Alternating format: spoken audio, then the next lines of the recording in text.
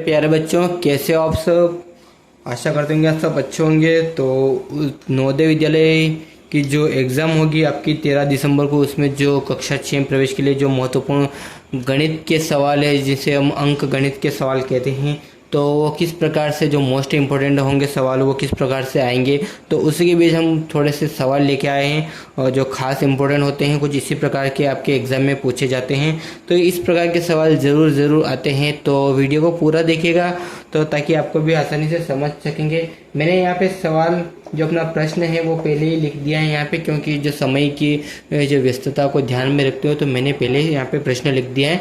तो यहाँ पे इसके ऑब्जेक्टिव में जो 4 जो ऑब्जेक्टिव टाइप आंसर आपके वहाँ पे जो एग्ज़ाम होगी वहाँ पे पूछेंगे, तो उस टाइप से मैंने यहाँ पे लिख दिया है, ताकि जो आपकी जो एग्ज़ाम होगी उसमें जो आंसर है वो किस प्रकार से इसमें आपको वहाँ पे ढूंढ के ही आपको लिखना है। लेकिन जो सवाल होता है वो किस प्रकार का होता है, उसको किस प्रकार करते हैं वो मैं आपको बता देता हूँ। देखो अपने पास सवाल क्या है। सवाल में ये पूछा गया है कि 6303029 का प्रयोग करते हुए छोटी से छोटी संख्या बनाइए।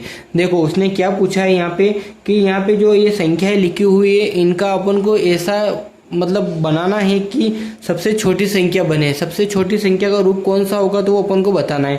मैंने यहाँ पे 4 ऑब्जेक्टिव टाइप भी यहाँ पे आपके लिए लिख दिया है। अगर वीडियो पसंद आए तो वीडियो को लाइक जरूर कीजिएगा बच्चों। तो उसी के साथ इसको अपना शुरू कर देते हैं, प्रारंभ कर देते हैं वीडियो को। तो यहाँ पे छोटी संख्या कौन सी वाली बनेगी वो अपन को यहाँ पे बताना है, ठीक है। तो यहाँ पे जो ऑब्जेक्टिव में देखते हैं अपन सीधे ही देख लेते हैं। देखो वो छोटी से छोटी संख्या क्या होगी, है ना। तो अपन लिख देते हैं पहले ही छोटी से छोटी संख्या, ठीक है।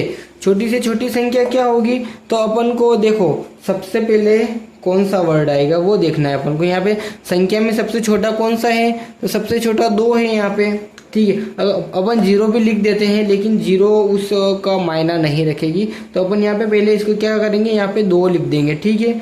अपन जो यहाँ पे जो अपने ऑब्जेक्टिव में जो आंसर दिए हुए इसी के मुताबिक अपन चलेंगे, ठीक है। तो सबसे पहले संख्या क्या आएगी 2, उसके बाद फिर क्या है 2 0, ठीक है। यहाँ तक तो सबके क्लियर है। अगर वो ऐसा पूछ ले कि सबसे बड़ी संख्या क्या है तो सबसे बड़ी संख्या का प्रयोग भी आपको कुछ इसी प्रकार से करना है, ठीक है। अगर सबसे बड़ी संख्या है तो वो आपको पहले ही देख लेना है कि भैया सबसे बड़ी संख्या कौन सी है, वो अपन को यहाँ पे दिख जाएगी, ठीक है। तो इसमें से क्या करना है, सबसे छोटी संख्या कितना है 2, उसके बाद कितने हैं 2 0 लगा दिया अपन ने 2 0। अब उसके बाद क्या है अपने पास 3 है, 2 3 है तो अपन दोनों तीनों लिख लेंगे, ठीक है। ये 3 और ये 3 हो गए अपने 2 3। अब क्या बचा अपने पास, इससे बड़ा क्या है 6 है, ठीक है। यहाँ पे 6 लिख देंगे। और उससे बड़ा क्या है 9 है। क्या ये आपको ऑब्जेक्टिव में आपके ऑब्जेक्टिव में दिख रहा है, यहाँ पे देखिए आप यहाँ पे ऑब्जेक्टिव में दिख रहा है। तो इसको देख लेते हैं। तो ये अपना जो फर्स्ट वाला है, जो ये फर्स्ट वाला है, तो ये अपना राइट आंसर निकल के आ रहा है। तो इसका कौन सा वाला राइट आंसर होगा तो ये ए वाला इसका राइट आंसर होगा बच्चों। तो कुछ कैसे अगर वीडियो अगर जो आपके सवाल है वो अगर पसंद आ रहे हो तो अपने चैनल को भी लाइक कीजिएगा और चैनल को अन्य बच्चों के साथ भी शेयर कीजिएगा, ताकि वो भी जवाहर नवोदय विद्यालय कक्षा 6 में प्रवेश के लिए जो एग्ज़ाम देंगे तो उनके लिए काफ़ी फायदेमंद वीडियो होगा। कुछ इसी प्रकार से आपके एग्ज़ाम में सवाल आएंगे। तो इस सवाल को मैं यहाँ पे क्लियर कर देता हूँ, ठीक है। मैं यहाँ पे आपके लिए बच्चों कितनी मेहनत कर रहा हूँ तो एक लाइक तो बनता है, ठीक है। तो यहाँ पे इसको मैंने क्लियर कर दिया, ठीक है बच्चों। मैंने यहाँ पे प्रश्न को क्लियर कर दिया। अब मैं दूसरा प्रश्न यहाँ पे आपके लिए लिख रहा हूँ, ठीक है। देखो मैं दूसरा प्रश्न आपके लिए यहाँ पे लिख रहा हूँ। देखो 80 के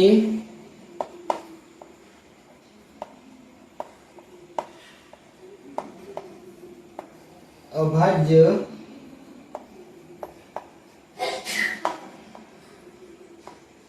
गुणनखंड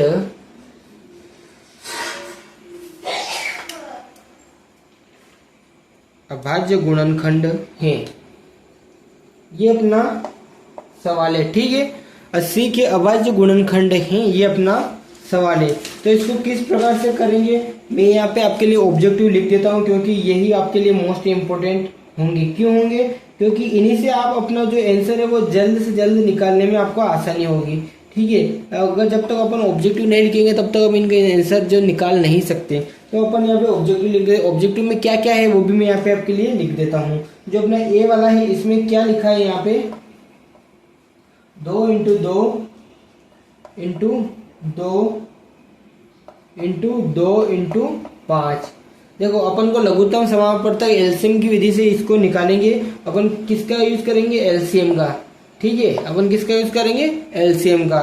तो अपना ये फर्स्ट जो ऑब्जेक्टिव हो गया है। अब इसके बाद और कौन कौन से ऑब्जेक्टिव बचे वो लिख लेते हैं। ठीक है, अब दूसरा है यहाँ पे 2 × 2 × 5। तीसरा वाला लिख लेते हैं अपन यहाँ पे 2 × 2 × 2 × 2 × 2 × 5। ठीक है बच्चों, अगर सही से क्लियर नजर आ रहा है? ठीक है, चलो ठीक नजर आ रहा है। अब उसके बाद एक और अपना ऑब्जेक्टिव बचा है 2 × 2 × 5 × 5। ठीक है बच्चों, मैंने यहाँ पे आपके लिए यहाँ पे ऑब्जेक्टिव सारे लिख दिए हैं। तो अब इनका जो आंसर है वो किस प्रकार से निकालेंगे, किस प्रकार से इसको हल करेंगे, वो सारी विधि मैं आपको यहाँ पे बता देता हूँ, ताकि आपको जो एग्जाम में कोई परेशानी नहीं होगी और आप 1 मिनट भी लगेगा और आप आसानी से उत्तर इसका निकाल लोगे। तो एलसीएम विधि का अपन प्रयोग करते हैं। तो एलसीएम विधि में अपन किस चीज़ का प्रयोग करते हैं? तो बच्चों यहाँ पे अपन क्या करेंगे, यहाँ पे इस प्रकार से अपन लाइन खींचेंगे। ठीक है, क्लियर है यहाँ तक सबके? तो यहाँ पे अपन लाइन खींचेंगे। यहाँ तक सबके क्लियर है? अपन ने यहाँ पे लाइन खींच ली। और एक ये विधि है, ये मैंने आपको पहले ही बता रखा है। तो अपन यहाँ पे इसको यहाँ पे 80 लिख देंगे। अगर 2 संख्याएं होती यहाँ पे, इसके साथ साथ अगर एक संख्या होती तो उसको भी अपन यहाँ पे ऐसे कॉमन करके यहाँ पे ऐसे लिख देते हैं, लेकिन अपने पास संख्या केवल एक ही है तो अपन इसका ही प्रयोग करेंगे। ठीक है, अब यहाँ पे 80 लिख दिया तो 80 में किसका भाग देखिए इसको और छोटा किया जाए। तो यहाँ पे अपन पहले 2 का ही लगाएंगे, क्योंकि बस छोटी से छोटी संख्या कौन सी जिससे भाग जाएगा, तो वो 2 ही है। ठीक है, अब यहाँ पे 2 से भाग देंगे तो 2 दूनी 4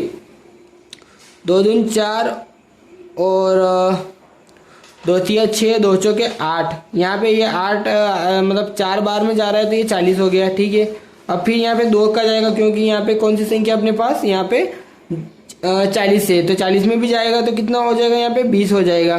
ठीक है, क्लियर है यहाँ तक सबके? 2 × 2 2 दूना 4 और 0 ऐसे कैसे आ गया।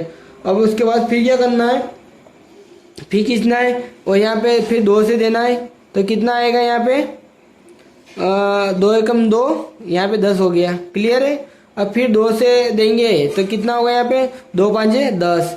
अब कितना बचा? 5 बचा। अब तो यहाँ पे कितने से देंगे अपन? यहाँ पे 5 से भाग देंगे तो कितना निकल के आएगा? ये अपना पूरी तरह से अपना जो हल हो गया, जो अपन ने इसको पूरी तरह से हल कर दिया है। अब जो यहाँ पे संख्या बची है इनको अपन को गुणे में लिख देना है। तो कितनी संख्या आ रही है अपने पास? यहाँ पे इसको हल करेंगे। ठीक है, तो कितनी आ रही है? 2 × 2 × 2 × 2 × 5 ये आ रही है अपने पास निकल के। तो ये कौन से वाले में है? अपने देखो यहाँ पे जो ए वाला ऑब्जेक्टिव है इसमें क्या है, ये दिख रही है सबको? कितने 2 है यहाँ पे? 4 2 है और एक 5 है। ठीक है, तो ये अपने ए वाले में ही दिख रही है। तो ये राइट आंसर कौन सा हुआ इसका बच्चों? ए वाला अपना जो राइट आंसर निकल के आया है। ठीक है, क्लियर है यहाँ तक सबके? अगर इसी प्रकार के अगर आपके एग्जाम में सवाल पूछ लेगा जो सामने वाला जो परीक्षा जो आपकी होगी उसमें, तो आप किस प्रकार से निकालोगे? आप इस प्रकार से निकालोगे तो आपके जल्दी से निकल जाएगा, है ना। ये इसका बिल्कुल छोटा से छोटा रूप है इसका। ये अभाज्य गुणनखंड विधि से अपन ने इसको यहाँ पे निकाला है, लघुत्तम समापवर्तक। तो देखिए कुछ इसी प्रकार से इसका आंसर आया है। तो मैं और भी आपको अभी सवाल करवा देता हूं, क्योंकि जो एग्ज़ाम का समय है वो भी धीरे धीरे नज़दीक आता जा रहा है। और मैंने आपको गद्यांश भी बताए हैं, तो किस प्रकार से गद्यांश है वो भी वीडियो आप देखें तो आपको उनमें भी आसानी से जो आपके 25 नंबर है वो भी वहाँ पे गद्यांश से कवर जरूर होंगे। मुझे इसी आशा है कि आप उसमें मेहनत जरूर करेंगे। गद्यांश में तो क्या है बच्चों कि आपको उसी में से देख के वहीं पे आपको ऑब्जेक्टिव टाइप लगा देना है, लेकिन उसी के लिए क्या करना होगा, अपन को उस ट्रिक का इस्तेमाल करना होगा, जो कि ट्रिक मैंने आपको बता रखी है। और भी मैं गद्यांश लेके आऊँगा नए नए पैराग्राफ के, तो वो भी अपन यहाँ पे देख लेंगे। तो बच्चों इसी के साथ अपन एक सवाल और देख लेते हैं, अपना एक सवाल और क्या कह रहा है, तो उस सवाल को भी अपन यहाँ पे देख लेते हैं। तो बच्चों एक सवाल और देखिए, मैंने आपकी स्क्रीन पे लगा दिया है। तो अपना सवाल क्या कह रहा है, एक कार ने 600 मीटर की दूरी 30 सेकंड में तय की है, तो उसकी चाल क्या थी, ये अपन को यहाँ पे ज्ञात करना है। देखो जो कार थी, कार तो सबको पता है कैसी होती हैं, ऐसी होती हैं। देखो मैं बता देता हूँ कार कैसी होती है, आपको मैं बता देता हूँ। ये अपनी कार है, ये दूरी तय कर रही है, मतलब इस दिशा में जा रही है। ये इसकी हेडलाइट बना दी मैंने, तो ये किस दिशा में जा रही है, उस दिशा में जा रही है। तो मतलब कि उसने ये पूछा है कि 600 मीटर की दूरी उसने 30 सेकंड में तय कर ली, तो उसकी गति क्या थी, ये अपन को यहाँ पे बताना है। ऑब्जेक्टिव में मैंने आपके यहाँ पे चारों जो आंसर है वो लिख दिए हैं, किस प्रकार से जो आंसर है वो इस प्रकार से अपने आंसर है। तो ये किस प्रकार से अपना हल होगा वो अपन को यहाँ पे निकालना है, ठीक है। तो बच्चों जो आपका जो समय है, जैसे कि जो चाल थी, चाल निकालनी है अपन को, जो उसकी गति निकालनी है, तो क्या करेंगे अपन यहाँ पे, पहले यहाँ तो हल लिखेंगे। लेकिन ये एग्जाम में जरूरी नहीं, क्योंकि वो आपको अलग से कागज देंगे, एक ब्लैंक पेज देंगे, तो आपको उसी पे अपना जो सवाल है वो हल करना है। तो यहाँ पे इसको लिख देंगे अपन। यहाँ पे चाल क्या है अपने पास, चाल का सूत्र लिख लेंगे। चाल बराबर क्या होता है, तो चाल बराबर दूरी बटे समय, ठीक है। चाल निकालनी है अपन को यहाँ पे, तो चाल लिख देंगे, और दूरी कितनी तय कर रहा है वो 600 है ना, और कितना समय क्या है उसने 30 सेकंड दिया है, ठीक है। क्लियर है यहाँ तक सबके। तो अब क्या करना है अपन को, यहाँ पे मीटर प्रति सेकंड, अगर इच्छा हो तो लिख देना, ठीक है। तो अब इनको काट लेते हैं, इसको भाग भी देंगे और काटेंगे तो भी आंसर निकल के आएगा। तो 1 शून्य से 1 शून्य काट देंगे, तो और कितना आएगा, 3 दूना 6 और ये 0, यानी कि जो अपना आंसर है वो कितना निकल के आ रहा है बच्चों, यहाँ पे 20 मीटर प्रति सेकंड। जो मतलब जो कार चल रही है वो किस गति से चल रही है, तो 20 मीटर प्रति सेकंड की गति से अपनी कार चल रही है। तो इसका राइट आंसर कौन सा निकल के आएगा बच्चों अपने पास, यहाँ पे ये बी वाला अपना राइट आंसर निकल के आएगा। अगर इस प्रकार के सवाल पूछ ले तो आपको ये बस ये चाल, दूरी और समय का ये सूत्र याद हो जाएगा, तो आप इसका उत्तर आसानी से दे सकते हो। भले वो यहाँ पे कार पूछे, ट्रेन पूछे या बैलगाड़ी पूछे, कुछ भी पूछे, तो आप ये सूत्र लगा देना। अगर वो यहाँ पे चाल की पूछे तो चाल कितनी है, तो वो इस प्रकार से निकल के आ जाएगी, ठीक है। अगर कोई आपके पास प्रश्न हो तो आप कमेंट में ज़रूर पूछें हमें, तो हम उसका आंसर ज़रूर देंगे आपको, ताकि आपको कोई परेशानी ना हो बच्चों। तो एग्ज़ाम भी पास में आती जा रही है वैसे भी बच्चों, तो आपको पता ही होगा, ठीक है। तो और सवाल अपन यहाँ पे देख लेते हैं, अपना एक सवाल और देख लेते हैं यहाँ पे। तो बच्चों सवाल देख लेते हैं अपना। बच्चों मैंने यहाँ पे आपके लिए आंसर लिख दिया, तो आप आंसर देखिए कुछ इस प्रकार का अपना जो आंसर जो क्वेश्चन है, क्योंकि अब इसका आंसर अपन निकालेंगे, तो आंसर से निकालेंगे उससे पहले जो मैं आपके यहाँ पे आंसर लिख देता हूँ, क्योंकि जो ये प्रश्न आपका स्क्रीन पे आ गया है, तो यहाँ पे मैं आपके लिए यहाँ पे लिख देता हूँ जो कि आंसर है। इनमें से अपना एक राइट आंसर निकल के आएगा। तो मैं यहाँ पे लिख देता हूँ आपके लिए 26, 28, 25 और 24, ठीक है बच्चों। मैंने यहाँ पे आपके लिए यहाँ पे 4 ऑब्जेक्टिव आंसर लिख दिए हैं। अब इनमें से अपना एक राइट होगा, ये तो सभी को पता है, एक अपना इसमें से राइट होगा, ये सभी को पता है। तो वो किस प्रकार अपन इसको निकालेंगे वो अपन को यहाँ पे देखना है, ठीक है बच्चों। तो किस प्रकार निकालेंगे अपन यहाँ पे देख लेते हैं। देखो अपन को क्या ज्ञात करना है, तो बच्चों अपन को दूसरी संख्या ज्ञात करनी है। यहाँ पे दो संख्याओं का महत्तम समापवर्तक 4 तथा लघुत्तम समापवर्तक 252 है। यदि पहली संख्या 36 है तो दूसरी संख्या क्या होगी, ये अपन को यहाँ पे ज्ञात करना है बच्चों। तो ये अपन ज्ञात कर लेते हैं। तो सबसे पहले क्या करेंगे अपन, सबसे पहले अपन यहाँ पे इसको हल करेंगे, ठीक है। तो यहाँ पे हल कर लेते हैं इसको।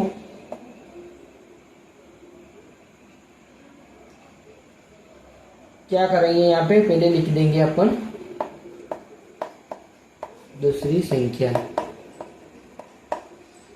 बच्चों यहाँ पे पेंसिल थोड़ी सी सही नहीं चल रही है। दूसरी संख्या बराबर क्या है यहाँ पे, महत्तम समापवर्तक गुणित लघुत्तम समापवर्तक बटे में पहली संख्या। क्योंकि अपन को पहली संख्या तो ज्ञात है, दूसरी संख्या ज्ञात नहीं है अपन को, ये आप सभी को पता है। पहली संख्या ज्ञात है, दूसरी संख्या अपन को ज्ञात नहीं है, ये सभी को पता है। तो महत्तम समापवर्तक कितना अपने पास 4 है और लघुत्तम समापवर्तक कितना है 252 है। और यहाँ पे जो पहली संख्या कितनी है 36 है